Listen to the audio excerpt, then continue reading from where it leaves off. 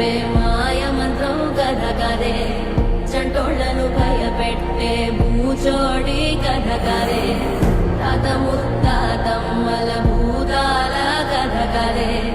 విక్రమాదిత్యుడు చెప్పిన వేదాళుడి కథ కదే దీపము నుండి దెయ్యం వచ్చే అల్లావుద్దీన్ కథ కదే ఇది ముడత చర్మం ముసలి చెప్పే